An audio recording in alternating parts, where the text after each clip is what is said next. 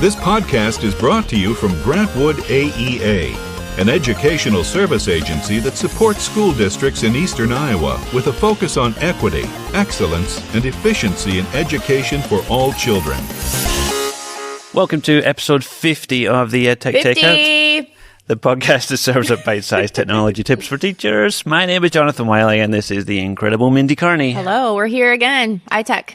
It is episode 50. It seems like episode 50. Seems fitting that we're ITEC for 50. Yeah. So we have two special guests. Are we going to finish each other's sentences for this whole thing? Let's try not to. Okay. Why don't you tell us who the special guests are, Mindy? So we have Kristina Ishmael and Manuel Herrera, and they are both featured speakers this week at ITEC. And so we pulled them in to share a little bit about their sessions and just, you know, what they do in education. So here they are.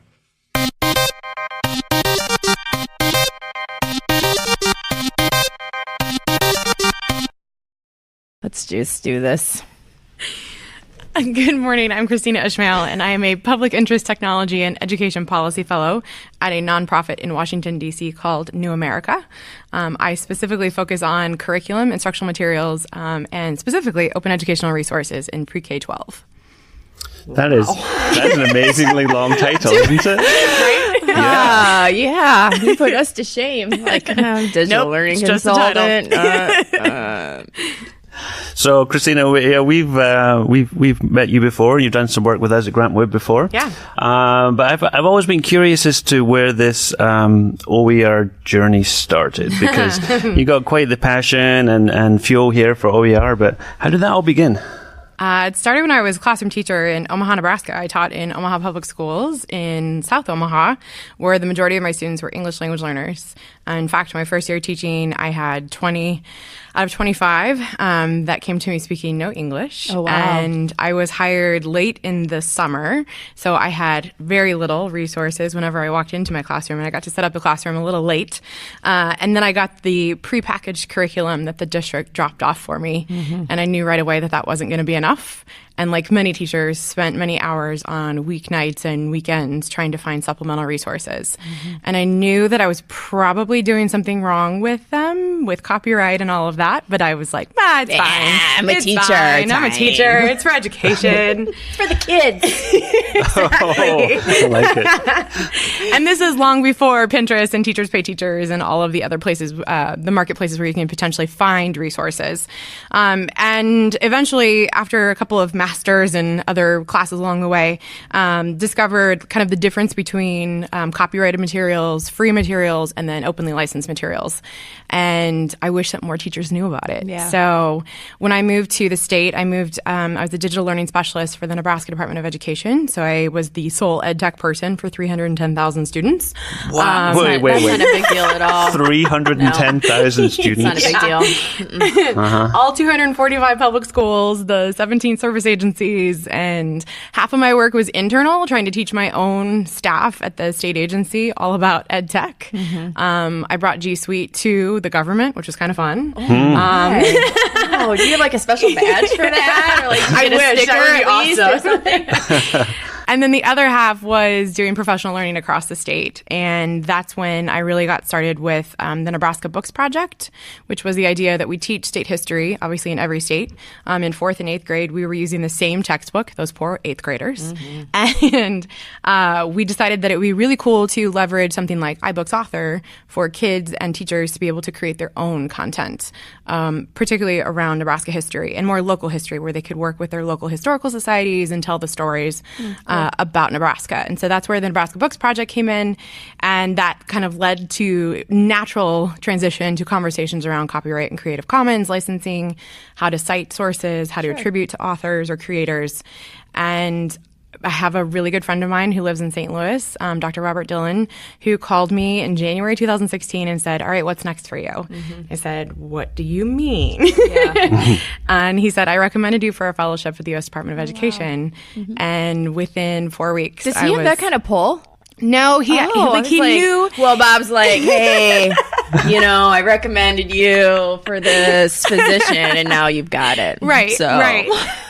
He knew the deputy director at the time, Katrina Stevens, and I think that's kind of where that all came into play. Cool. But then that was in February, and by April I had moved out to Washington, D.C., and I knew that I would bridge administration, so I was there from April 2016 through April 2017 in the Office of EdTech and leading the project called Go Open. So I took over from Andrew Marcinick, who helped kick it off at the White House in October 2015, so it's been 3 years now. And when I acquired the project, there were 40 districts that had signed on to Go Open, meaning that they had committed to replacing one textbook in one grade level and one content area, or they had already kind of done that and they were an ambassador district and were helping mentor the new districts get started. And there were 14 states that had signed on as well to support this work. And then when I left in April 2017, that had grown to 110 districts and 20 states. And it just keeps growing from there. And the requirements are the same for that still, right? Yeah. Like one textbook, one grade level, right? Yeah. To be officially recognized for Go Open, So my work now at New America, which in DC speak is a think tank. I was, it's very... right. But I was brought in because our CEO has really challenged us to think more than a think tank and become an action tank. And so they thought the work that I do kind of on the ground and providing direct support and professional learning to schools and state agencies could be a way that we can get into that. And so that's what I've been doing for the past 18 months. Yeah. And as of a week ago, I just found out that my fellowship... This is late breaking. This is late breaking. Okay. I actually haven't even made this public, but now it's going to be. It's exclusive. You heard it here first. Yeah, exactly. I received funding for another year of my fellowship. So I get to continue working on this work, which makes me incredibly excited and happy. Yeah. So cool. I get to support districts moving forward, and we're kind of zooming out and trying to figure out how to support besides kind of like the one textbook replacement. Maybe it's supplemental or something else. So how do we support districts in that process? Well, Kristina, your true colors are shining through here at your sessions at ITEC, and it looks like you have a pretty big theme going on with your sessions. A little bit. So the one this morning, is it this morning? The going open one this morning? Do you want to talk a little, or just tell us generally, what are some things that people can expect in your sessions? Or sure. Since a lot of our listeners probably aren't coming to ITEC. Yeah. For the most part, right? I don't know, you're looking at me. Could be. I mean, your first session is the questions leaders always want to ask. So I want to know what those questions are. So do I. Yeah. So I have it. This one is feels more of a conversation rather than me doing any sort of presentation, and hopefully I can provide some answers for district leaders that are interested in this work. I think there are a lot of myths out there, which I know is another session that I'm doing tomorrow, but one of the myths is that this is free and this is going to save my district a significant amount of money, and I can just worry, like I don't have to worry about it being in my budget anymore. And it's really a reinvestment back into my school district because I'm investing in my teachers, I'm investing in the professional learning. And so we want to like dispel that myth. And I'm hoping that that's what some of the questions kind of center around with some of these leaders. And also just how to get started. That's a big question that folks are like, we have a textbook kind of adoption coming up. Maybe we should consider different options. We're so entrenched in tradition when it comes to curriculum. We call up the publishers and we say, send us your new stuff, and it's all shiny, and we don't know that there are other options. OER doesn't have a marketing budget. Just my big mouth. And my passion, as you say. Yeah, of course. Yeah. So that makes it difficult to get out there to the 15,000 public school districts across the country. Yeah. Well, in the wild, wild west of OER. Of resources. Yes. Yeah. Where would you go? I mean, where would you send teachers? Because I think we're starting to kind of understand, at least we are as a team, kind of wrapping our brain around OER, but we work primarily with teachers. Where do we send them to get started, or how do they get started? It's still very murky to me personally, very gray. Yeah. So I'm just wondering, if I were talking to a teacher, what should I recommend, or what should the conversation be? Right. So I no longer work for the federal government, which is great. Now you can say whatever you want. I can say, I can point people to certain places, which is fantastic. Right. So I spent the first 3 months of my fellowship last summer just curating a list of places to go. Yeah. From individual resources to full courses and full textbooks that happen to be openly licensed. And so we launched a new website. It's a new project site that's attached to New America, and that is where I send people most often. It is not the be-all and end-all, and I am well aware of that because I continue to get resources sent my way almost weekly. Yeah. So realizing that is just a starting place for folks to go. But I would I would point people to that resource rather than starting at Google or Teachers Pay Teachers or other places. So that is certainly a place. And we'll dig into that a little bit more in my afternoon session. We have a 2-hour workshop for not another needle in the haystack. And really, I'm going to walk people through like how to find some of the resources. But for teachers to get started, I really recommend thinking about a unit that they work on that they need maybe some supplemental resources, that the curriculum they do have maybe isn't sufficient. And so they can start with one piece and then grow from there. All right, I'm going to put you on the spot here. Okay. I would ask Mindy the same question. This is funny because he hates it when I do this to him. So it's interesting to me to watch that happen. But okay, no, let's play this game. You mentioned Teacher Pay Teachers. Yeah. Oh, boy. Here we go. We're going to go there already. We're going there already. I haven't even had my it's so coffee early yet. in the morning. Man. I'm just curious what you tell people about that. When, I mean, that's the first stop for a lot of people. They go there. Sure. So how do you have that conversation around that and OER and how all that fits together? Teachers or leaders or all of the above? You choose. Yeah, you choose. Okay, I put you on the spot. You choose. Yeah. So one of the biggest questions that I get from district leaders is how do we guarantee that OER is high quality? And I think there are two things that we need to kind of parse out there. There's standards aligned and then there's high quality. And those tend to be kind of lumped together often, particularly from publishing companies when they talk about OER. And so I want to make sure that people separate those two, first of all. And second of all, I think there are a lot of teachers that are using supplemental resources in their classrooms that they don't necessarily know are in their classrooms. And so that's kind of my pushback to leaders is like, how do you know that the resources that your teachers did purchase from Teachers Pay Teachers are quality and they're using them in the classroom? So there's no way to really guarantee that. And so if it's more of a collective kind of approach with a team that's doing it at the district level and they've kind of curated the resources, then that's certainly going to be more helpful than just sending a teacher on to the wild, wild west of the internet and getting them started, right? So Because every rose has its thorn. there you go. So that's my one thing. And I guess when I got into education, I did it because I believe that the children are the future, Yes. you know? Oh, yep. And so I also believe that it shouldn't just stop within a classroom, and that I shared a lot of the resources with my own team. But then it often stayed local and it stayed within my building. And I know that I was doing some really good stuff for my ELLs in particular. I was translating a lot of materials, didn't realize that was technically a copyright infringement. And it's fine. It's just those little things, it's too. Those little it's things that we don't even think about. Yep. Right? Not at all. Yeah. Yep. So for teachers, call me Pollyanna, but I believe that education is all about sharing. Yeah. And so I don't want to profit off of my fellow teachers. Yeah. Right. So Lynn Kleinmeyer, who is obviously on our team, has been all over us in a good way about this like Creative Commons licensing that we should put on all of our stuff. Do you see that as something that teachers should be doing? Is it something that's as they're starting to share, because we do want them to share. Do you want to talk a little bit about that too? Because I always think that's kind of a interesting conversation. Yeah, absolutely. So from looking, I'm going to zoom out national level because I think it's important to kind of set the context here too. So the U.S. Department of Education, in the Office of EdTech, we got this pushed through before the change of administration. All discretionary grants that come from the U.S. Department of Education moving forward, actually starting this month, now require an open license on anything that's created. So that's a variety of different grants that people apply for so they can create interventions or different edtech tools. And previously, so these are taxpayer dollars that are paying for this. Right. And previously, you could copyright that, and then they would turn around and sell that back to a district. So taxpayers were paying double. And that's super frustrating when you get in there and you start to see it and you're like, wait a minute, that's $100 a kid. What are you talking about? Plus, taxpayers have already paid for it. So the Department of Ed, as well as the State Department, the Department of Labor, and certain grants that they do all have an open license requirement, which I really love because I think it is kind of paying it forward. So then we started to see some of that at the state level. So Washington State now has that requirement on things that are created in their Department of Education and other agencies as well. So anything that's created by their employees or contractors or teachers they have come together, it all has to be Creative Commons licensed to be able to pay it forward.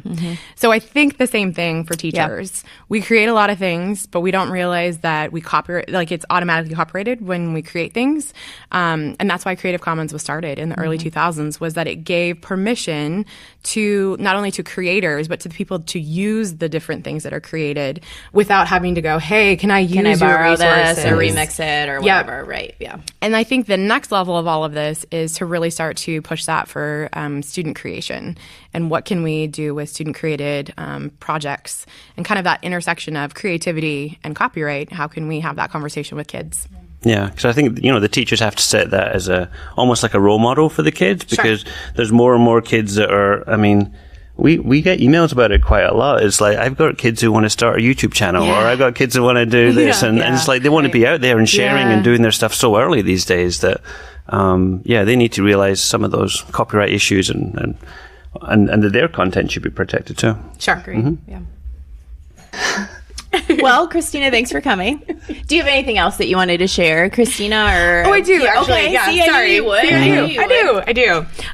So I've been working with ISTE, the International Society for Technology and Education. ITEC is a state affiliate of ISTE for the past year. So Richard Collada was the former director of the Office of EdTech, so he's their new CEO and president. And then their chief learning officer is my former director from the Office of EdTech, Joseph South. So they kind of help launch Go Open, and they have some understanding of OER. Mm-hmm. But we also wanted to see what that would mean for ISTE to kind of start to talk about OER. Yeah. And so we started to have that conversation about a year ago. And last Tuesday, we released... Oh my gosh, you keep I know, new just things. one new after things. the other. Okay. What else? Last Tuesday, we released 2 new papers. One that covers kind of a reflection and recommendations after Joseph and I worked on Go Open. So looking at the national movement and then recommendations moving forward. And then we have another paper that is kind of more of a research paper that looks at 4 different focus areas that we think can really help for sustainability purposes. Nice. So it looks at policy at the state and local level, as well as mentoring and support structures, what mentoring between districts, but then what kind of systemic support structures need to be in place for this to continue so that when the one OER champion leaves, that it can continue. Yeah. A research agenda, because there's not a lot of research on this in pre-K-12, unfortunately, and we have a lot of room to grow on that area. Yeah. So there's more in higher education, but we've certainly discussed some questions that we could look at in pre-K-12 implementation. And then finally, what does sustainability look like? What are some different models that can make this happen, whether it's Liberty Public Schools in Liberty, Missouri, the way that they've reallocated the funding. They offer a 3-year kind of process to their teachers. They give them the option, and the teachers as a team have to decide on how they'll spend the money that they would have spent on the textbooks. Yeah. So it includes professional learning. It includes traveling to conferences. Because teachers know how to spend the money the right way. It's actually interesting to see. Right. Jeanette Westfall, their curriculum director, has said sometimes they just can't spend the money, and it's so interesting to see how they end up allocating. You know how to shell out the funding. pennies, right? Yeah. Like you just like hold on to it, and you only spend it on what exactly. you know you'll get like, the most. We'll share the out hotel of. room. Yeah. No, we will. Sleep 4 to a room if we have to. So that is the separate paper is kind of those 4 areas, and we highlight 3 different districts, including Liberty Public Schools, Garnet Valley Public Schools outside of Philadelphia, and Broken Arrow Public Schools, which is actually where I'm headed on Wednesday after we're done here. Yeah. They're having a Go Open Regional Summit on Thursday, Nice. so I'm excited about that. So ISTE released ISTE and New America. These were co-authored. We have them on both websites. And we also released a video playlist. This has previously never existed either. So we have state and district leaders talking about implementation and what this looks like. And so there's 11 different videos addressing, like one specific question, what are teachers' perceptions on using these types of resources? And so that all went live last week. And I'm really excited that ISTE they've added a page to their website that talks about OER. Check that out. Yeah, take a look at it. Yeah, so we're excited about that to continue to see that kind of grow. It's a great partnership to have. I think that's is, exactly the people you want to be need, right? tied in with, I think. Yeah, no, they've been great to work with. Sure. So. All right. Well, thanks for coming on. Of course. Thank you for having me. It was good to see you again. Yeah. Yeah. Good luck with all your sessions. Well, thank you. Yeah.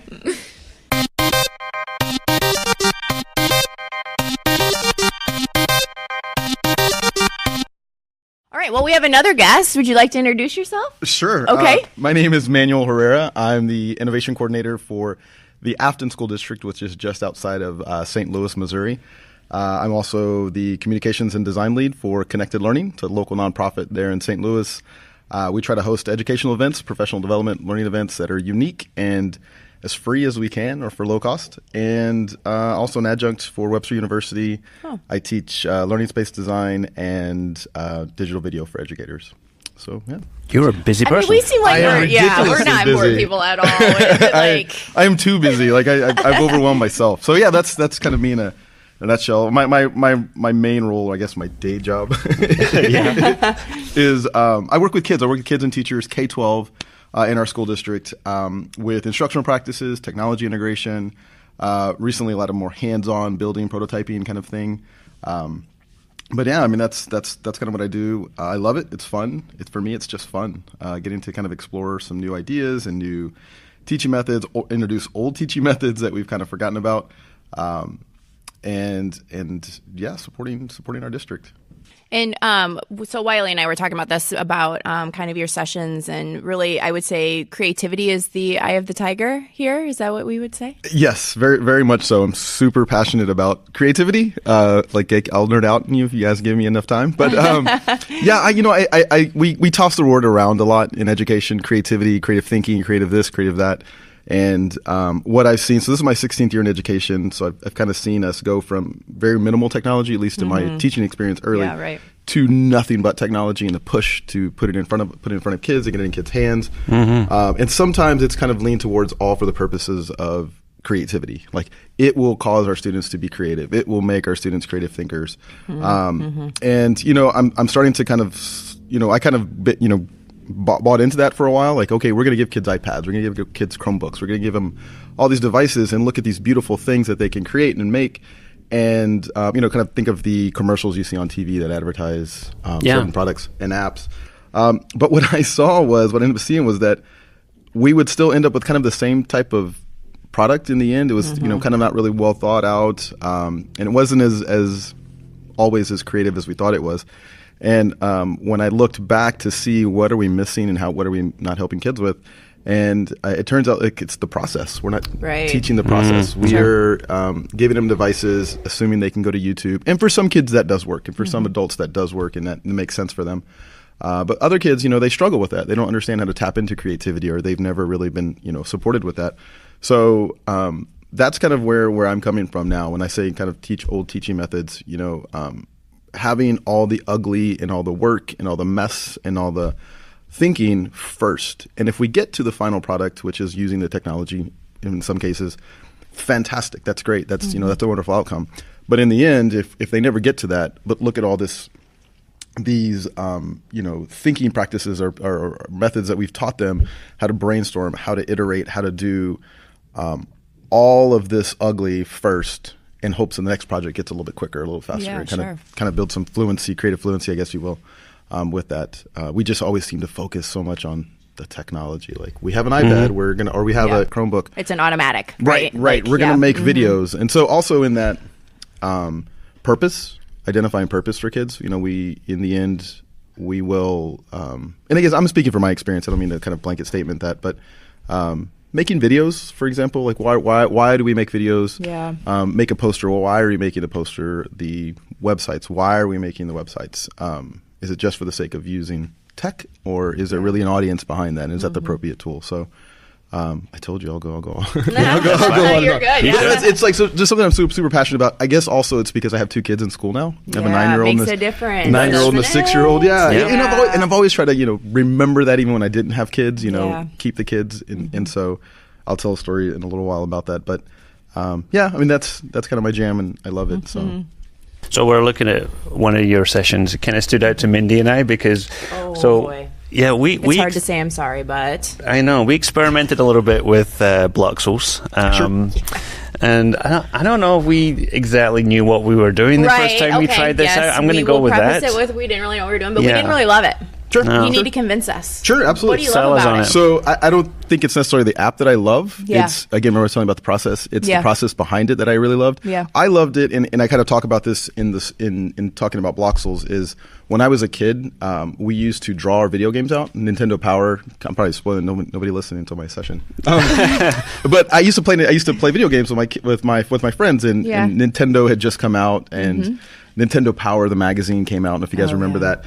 But they had a contest drawing video games. Like, submit your idea for a video game. Oh, really? really? And so Okay. we would draw video games at lunch, me and cute. three buddies. And, we loved it. And what I noticed was that we each loved something about video game design. Like, I could care less about gameplay, but I was for sure, like, it's got to look good. Like, it's got to, like, the art has to look great, you know. And so some kids were involved in strategy. And so we never were able to create a video game because we didn't have the skills to do that, or the technology, or I guess support, or whatever, what do you want to call it? And so, I don't know, it's been about 5 or 6 years. I went to a conference and met Robin Rath. He's the CEO for Bloxels, one of the co-founders. Okay. And he was showing me this. Oh, geez, don't tell him to listen to this podcast after we just got that same. No, it's totally fine. No. Everybody has, like, we all have, like, totally fine. Friends are I'm you? here to convince you, no. right? So I went and talked to him. He showed me what he was kind of, his company had created, Pixel Press, and they were this graph paper that had like little scribbles on it. And he was showing it to me, and I was like, oh my God, it's a video game. And he's like, how did you know that? And I said, well, and it kind of told him a story about that's kind of how we used to draw side-scrolling video games. He's like, oh, well, you're going to love this. And so he picked up his iPad and he scanned it. And when he scanned it, it turned everything he had drawn into a video game like that. And I was like, oh my God, I missed the boat. Like, right. we should have designed this somehow. So $1 million. They've kind of evolved from that to now there's a physical game board. The app is a little different. And so I love it because of that. As a child, I loved video games, played video games. You're making an kind of, it looks like an 8-bit video game. In their case, it's 13. But that was just me. That was my childhood. So I really latched onto that. But in the back of my mind, it's like, okay, well, where does this fit in with school? Where does this fit in with education? We will get tools and we will shove them in the classrooms and EDU them up to make them fit. Yeah. And so much that it loses the joy of what the original tool was intended for. And so, we bought a few sets, and I used them, and I try to figure out, like, does this make sense for kids on an educational level and not just an entertainment level? And what I found was, going back to, like, what are we missing with kids? What are we doing with kids? We would give them this app, and they would create, and it would kind of just, it was awesome. It was great. But then I thought, storytelling, like, we're not helping kids with storytelling. And this goes back to my son. Here's the story. When he was in first grade, he came home and he was super excited that he had created a keynote and an Apple keynote. And I was like, oh, awesome. In the back of my mind is like, why? Yeah. So I was like, You're a first grader, why? I felt terrible saying, let me guess, you made a slide that says, my name is so-and-so, my favorite places are, and I didn't do it with an attitude. I was just like, let me guess, like, is that what you did? Because we do that with our kids. He's like, yeah, that's what I did. I was like, awesome. And in my mind, it's like, why didn't we teach him how to tell a story from start to finish? Yeah, right. Why don't we teach him how to tell a story of his day, a story of his life, a story of an event? Because how many PowerPoints or keynotes he's going to make by the time he's in high school? Like, is it really important that we teach him that young to, click drop-down menus? For me, it's like the storytelling piece. And so that's where Bloxels was like kind of the PowerPoint. That's great. It's awesome. But now I can use it to help kids tell stories, to kids retell stories, historical events. We stretch it a little bit sometimes with some of the content because it doesn't necessarily fit nice and snug when we introduce it. But history, ELA, it fits great because kids can use that as a presentation option. Sure. We've done that before to retell something they've already learned. I never use it, at least in our case, we never use it to teach content. Yeah. We use it as just kind of a presentation tool. So, and then once they do that, we help them with the process, storyboarding, drafting up dialogue within the characters. The characters, do they make sense? Do they connect?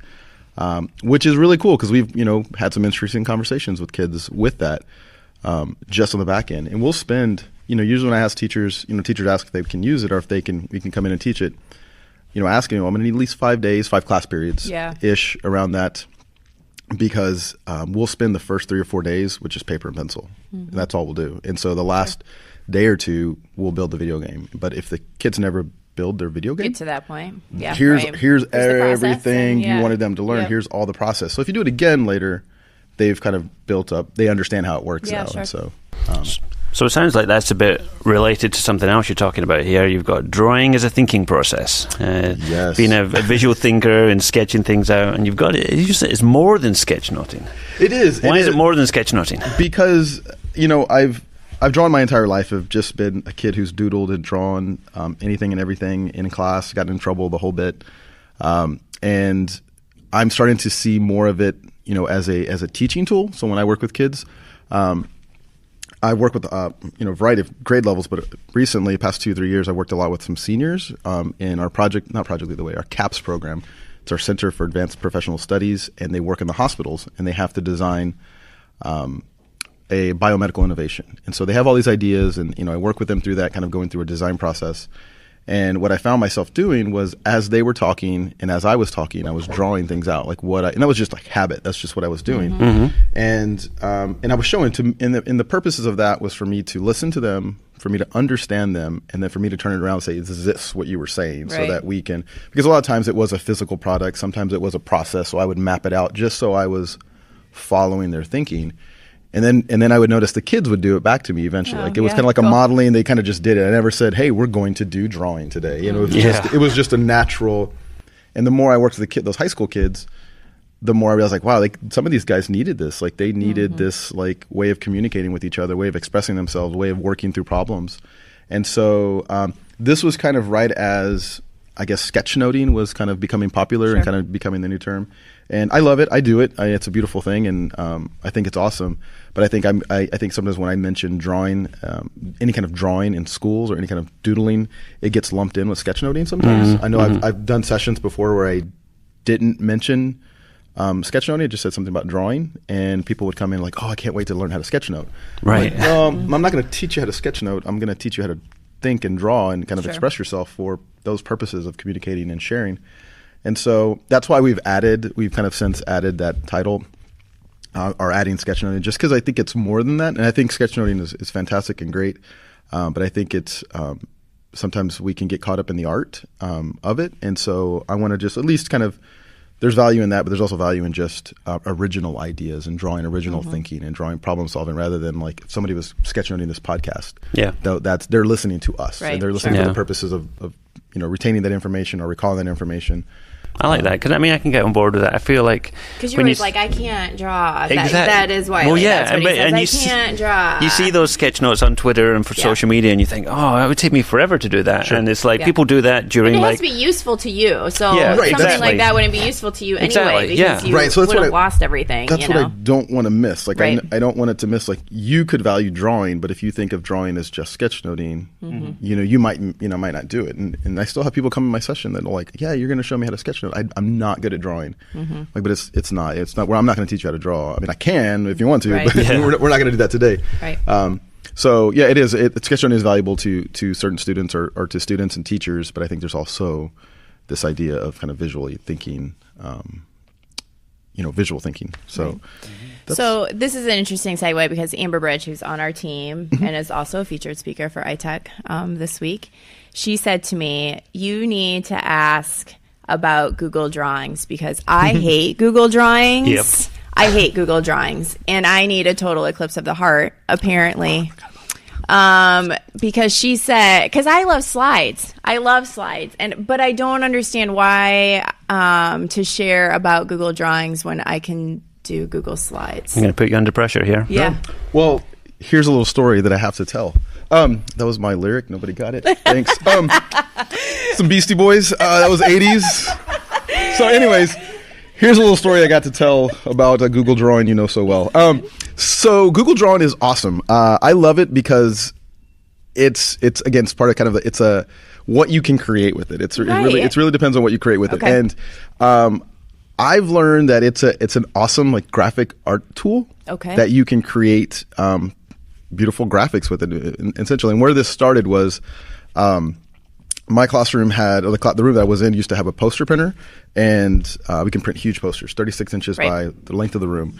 And so I would have kids come in and bring me their posters, and they were terrible. I mean, they were the high school kids. They were terrible. They looked like the posters when we were in high school. Like at some point, these have to change. Like they can't look the same. Yeah, right. And so I was looking for something that kids could use and kids could create original art with. Yes, I know there's Canva. I love Canva. It's great. It's fantastic. But I like also teaching kids how to build things from scratch for themselves and for the audience. And so you still haven't told me why I should do it over slides. Well, I'm getting there. Come on. I'm getting there. So you're trying to come up with your argument. No, in your head. This is my argument. Trust me. So in the end, well, it also depends. Well, I can also defend slides because the slide's always the appropriate tool. So we have this graphic. Kids can create graphics. We talk about sketching, drawing, everything out. And so what I found was that you can take those drawings and put them into Google Drawing, and then use Google Drawing on top of that. Oh, nice. To recreate the drawing. I could just show you examples, but for visual, this isn't going to work. Yeah, no, you have to tell. It's hard, huh? No, it's fantastic. So what you can do in the end is you can create vector art, and vector art is art that can be scaled to any size. And so once kids have kind of learned that process and have created original art from scratch, not using a template like in slides. Slides isn't a template. Slides. It's a blank. It's a blank slide. How many kids do you know use blank templates? None. Okay. They all go for they all go the slides. There are no templates in drawings. That's true, though. That is true. Yeah. Okay. So you end up with this graphic. You end up with a graphic that's wonderful. And so from there's multiple uses. So say you're putting together a campaign for an election campaign for high school or whatever. So kids can create original graphics. They've now created it on this canvas, but it's a vector art, so they can actually scale it to be as big as they want, and then print it so that's not all pixelated and stretched out and ugly. Kids can take original artwork and then create vector art with their from their actual drawing to this vector art, and I can show you an example. And now they have that they can make stickers, they can print T-shirts, they can print campaign posters, and campaign like banners. We've had kids where they've created filters, faux filters, because some school districts block social media, so you can create faux filters. Okay, I'll play that game. And stickers. So I'll play that game. I like that. That's fun. So for back to school events, you can have something set up, and kids can create those. But slides and drawing are two different things. Did you know the drawing tools are all in slides? So you can still use slides if you want to. I know. That's what I'm saying. I use only drawing in slides. It's the same thing. Use that all the time. I know. That's where. See, I just do it separately, because if I go design a graphic or a logo or an icon, I'm not going to go into slides and do it. I do it in slides. Oh, I just do it in drawing. Oh. Well, Okay, we'll agree. Well, then we're on the same page. We're on the same thing. We see the value in the tools. How's that? Yes, The drawing tools. All right. So let's. Well, this is good. I need to defend It's a healthy conversation. Yeah. Let's beat it. Let's beat it. Let's do that. And move on to your last session on Tuesday, which I think is a very clever title here. It's a process, a hack, and a tool. Walk into a classroom. Explain it. It's a great title. I love when people come and I'm like, you just came, you have no idea. Like, this it's happy hour? What? Wait. That has been done before in one of my sessions. So it's kind of everything I've talked about lumped into a session. Like, it's almost like if you miss any of my sessions, I'm going to get you in this last one. Yeah. Right. It is about the process, and it's 3 ways that I do this with kids and how I do this with teachers. And the hack is, what is the first? The process. Process, design process. Like, are we designing things for kids? Because we ask kids to design all the time, from like posters, videos, everything. It's design, but we don't teach them the process of that. We just say, here's your device. I mean, numerous times kids come to me with their Chromebooks like this, and they're like, Mr. Herrera, I got to make a video. Yeah. Like, well, this should not be your step one, like grabbing this device and giving it to me. Or I have to make a presentation. Yeah. The first thing they do is open up slides. And so are you talking like design thinking, or nothing that formal necessarily? No, not necessarily that formal, not so yeah, no, I'll go with just nothing so formal. It's understanding simple things in design, and not just aesthetics. I'm not just thinking aesthetics. It's more of like, I'm going to make a presentation for this class. Well, is the presentation the right tool for your audience? Right. Who are you going to present this to? Who are you showing to this to? So I have a teacher. I have teachers in the past that, hey, we're gonna create a website. Can you help my kids create a website? Why are we creating a website? So by going through all the thinking and drafting out everything we're going to do and the ideas we have, that should determine the tool. So I help kids with that. Sometimes it is going to always have to be a presentation, because that's what the teacher wants. But teaching a process. So finding inspiration, looking at great examples of good work, quality work, not just last year's kids' work, but like professionals. Right. And so getting inspiration, understand drafting, all that process, and then the hack is the visual thinking part of the. How do I think visually? What can I do? What can I put in my room to help me do that? And something as simple as, tables being able to be written on, and accepting that tables can be written on, because they can all be written on. Yeah.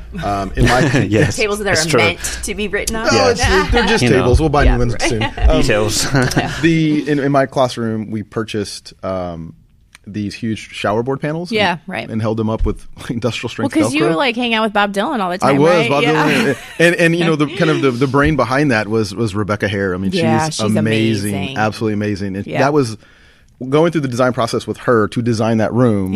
Is kind of like my inspiration, kind of what moving forward, like how I approach kids and how I approach what they're doing. And so that's the hack. And then the tool is We ask kids to prototype a lot in some of our classes, science classes, anatomy classes, and some of our other classes. But we don't teach kids building methods, simple building methods where they can do that. I get kids so we have some of those tools in my room, and I have kids that still think that foam board and hot glue go well together. They just like glob hot glue and then they take foam board.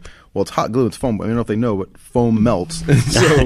So we teach them, simple building techniques with just cardboard and a glue stick, and they can build a ton. Sounds so simple, sounds silly, but that when we present on that, teachers love it. They're like, "Oh my gosh, why aren't we teaching the kids this?" So we'll have like cardboarding workshops with kids, so we teach them how to build. That's cool. So, I don't know why I'm at a technology conference. I don't think I've talked about technology. It's innovation, though. That's what's important. Okay. It's innovation. Yeah. So, that's my last session kind of in a nutshell. But I just super passionate and watching kids do it. And then what's great is everything you teach them, it's transferable to the next thing. Yeah. I had elementary teacher where we did kind of some brainstorming, taught them how to brainstorm, use sticky notes, note cards. And it was, it was a hot mess. Like kids were confused and didn't really know what's going on. And I apologized to the teacher after the whole project was done. It's like, hey, I know that was crazy at the beginning. She's like, no. She's like, the next time when we did a project and you weren't here, they were using sticky notes and note cards and brainstorming and talking and showing and pointing and using that as a voting to see which project would move forward. Yeah. And I was like, yes, okay, they get it. And they're using it in other places aside from just like, the project we had at hand. So that's for me. Because even there's a process in that. Yeah. Process in learning of how to have a process. Sure. I mean, absolutely. Yeah, right. Absolutely. Yeah, and I think it's the kind of thing that we've talked about this in the past that because we're so focused on content and getting through stuff and for standardized tests and things that the creative process sometimes gets pushed to the side, and then when we do have time for being creative, quotation marks, that we don't know how to be creative. We just just do something creative, and it's like that process you're talking about. It's like we need to have those kind of constructs and things in place so people can be creative. Right. It's all the ugly that happens, like all the with digital tools. Sometimes kids even drafting papers, they delete what they've done, or they delete or erase what they don't get to see those old, kind of as the iterative process, whereas they can with a drawing or a sketch or a physical product. You can see how you've kind of progressed, and maybe you have to go back to the original and look at that. And one thing I did, because I wasn't really sure, like, is this just something Manuel likes to do? I went to a design conference in Memphis. It was called Creative Works, and it had a variety of designers. I mean, from physical products to most of it physical products, I guess, but illustrators, artists, leather workers, metal workers. I really had no business being there, just because I was the only. Just kept your head down and didn't make eye contact. Well, I was I stuck out like a sore thumb. I was not cool enough to be there by far. But I went and listened to them and what they had to say about their craft, and a lot of it was the process. Like they talked about all the ugly, the art boards that get left behind, all the duct tape and foam board that a leather worker uses before he ever grabs on a piece of leather. That's simple tools that they're using to get their ideas out to communicate to clients, and then from there they eventually reach for their digital tool, which is the final product. But it's everything behind. It's like, okay, so we are kind of on the right track. And that is that's one creative industry. It doesn't speak for all of them, but I feel like at least with that, I'm on the right track. Yeah, sure. Moving that direction. And by focusing on that creative process and not the tool, then we know tools come and go in education, and we're always talking about, well, this was a great tool, and then it's gone, and another one bites the dust, and and that's it. So you have to, if you have that process in place, then you don't have to be what you're doing with it, specific. that tool you'll figure out. Yeah, exactly. It will. It will. But it's hard to find time. Like elementary teachers are a little more. Middle school teachers are a little more flexible with time. High school gets a little tougher because of testing and AP classes and whatnot. So for sure. Well, thank you so much for coming in. Yeah, thank you guys for having me. This was fun. It was a fun conversation. Looking forward to seeing some of your sessions. Awesome. Yep.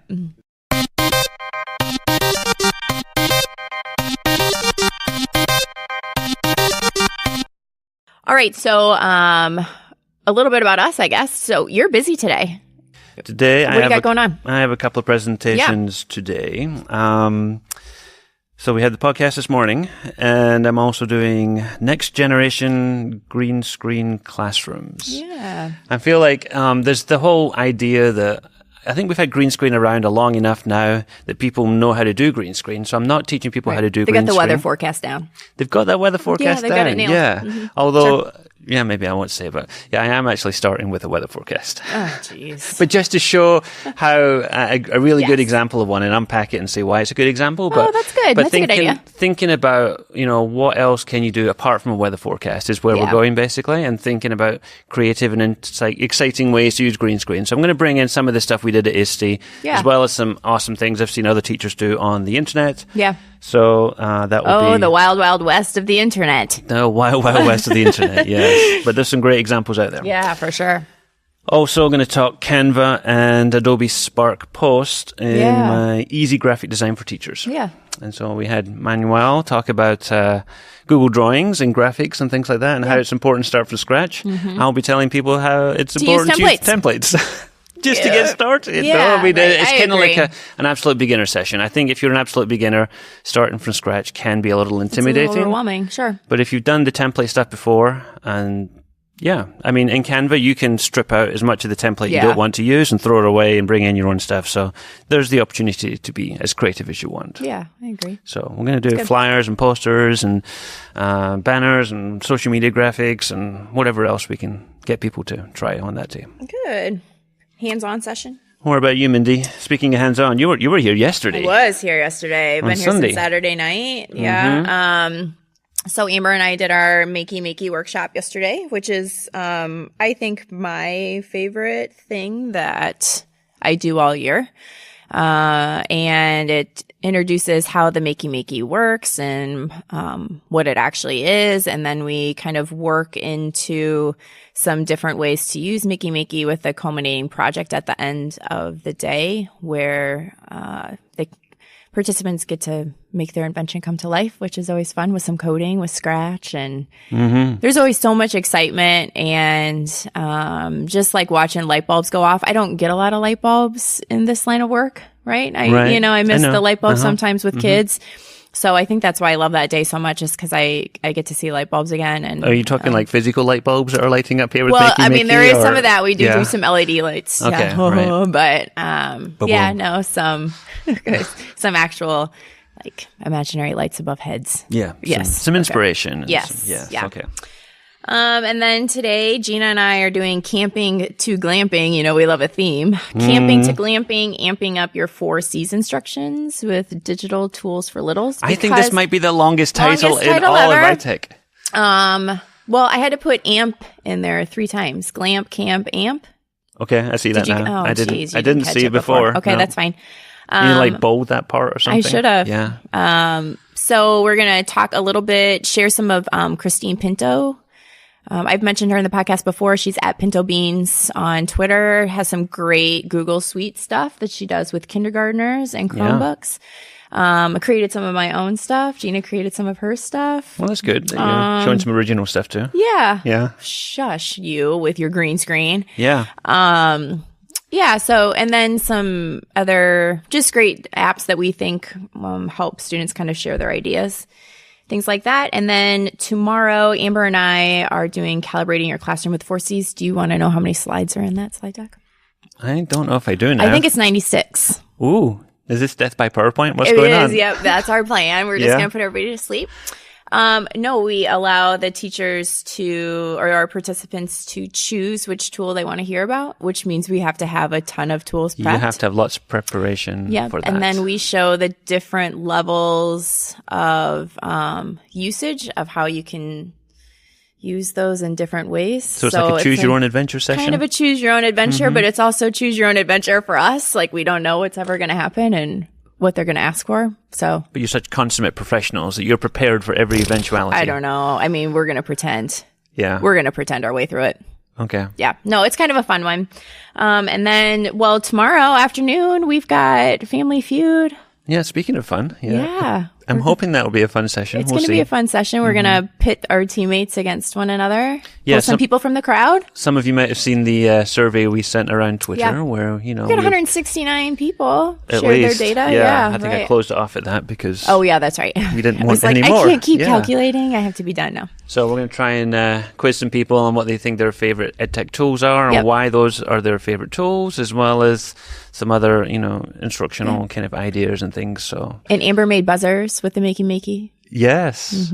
Good. Yeah. I'm looking forward to it. Yeah, it should be fun. I mean, I'm not. You're going to be hosting. Yeah, Amber and I are hosting. Yeah. We're sharing hosting And I'm responsibilities. going to be in charge of the old board up on the screen there, Yeah. making sure everybody's answers come up in the right place. And, Yeah. And I get my most important part that I'm really excited about is hitting the buzzer for the. Yes. Yeah. So- Got all the music already. It should be Yeah. fun. Should be fun. All right. Well, do you want to do the outro here? Let's do it. Okay. So I am at Team Carney on Twitter, and Jonathan is at Jonathan Wiley. Our team account is at DLGWAEA, and you can use our hashtag EdTech Takeout, not EdTech TO, because I have been using that recently. Well, and that used to be our hashtag, I and I did know. notice that on I never Twitter once or switched twice. over to EdTech Takeout. So the hashtag is one more time. EdTech Takeout. Okay, good. To the show, to take the show. If you prefer, you can send us an email to podcast@gwaea.org.